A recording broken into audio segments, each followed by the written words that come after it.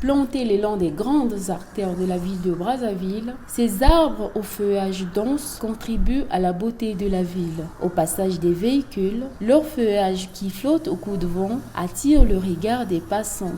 Leur alignement harmonieux au bord des allées forme un véritable tunnel qui fait rêver les passants, surtout les piétons, après une longue marche sous un soleil accablant. C'est le cas de cette route à double voie sur l'avenue de la France qui borde l'église catholique Sainte-Anne. Ces arbres sont appréciés avec joie, mais avec crainte, car lorsque les branches débordent sur les voies publiques, elles créent de l'encombrement qui empêche les gros véhicules de circuler librement. Aussi, il empêche l'éclairage des lampadaires pendant la nuit, posant un problème de mauvaise visibilité des voies au détriment des chauffeurs, ce qui nécessiterait un travail d'élagage de ces branches débordées sur la chaussée. Voilà qui relève de l'avis de quelques citoyens de la place ou d'alentour.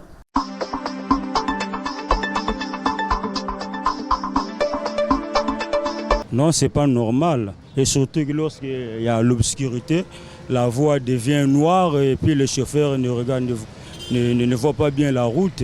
Il y a aussi la saleté qui tombe carrément de la chaussée. C'est pas normal. Il serait mieux de tailler, de prendre vraiment la mesure exacte avec la chaussée. Sinon, c'est pas bien. Surtout que si la voie n'est pas éclairée, c'est difficile. C'est pas normal.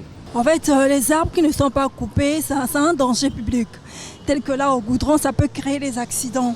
Vous voyez, donc normalement, on devait couper ces arbres ou bien coiffer les branches pour éviter les accidents. Normalement, c'est la mairie qui devait s'occuper de ça. Ces arbres-là coupés pour que ça puisse éviter les accidents parce qu'on ne sait jamais. Normalement, c'est la mairie qui devait s'occuper de ça. Pour moi, c'est pas bon.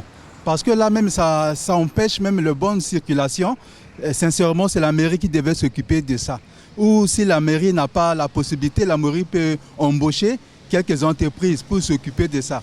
Même devant là-bas, j'ai vu certaines qui sont allées même jusqu'au niveau de la route et puis c'est pas bon.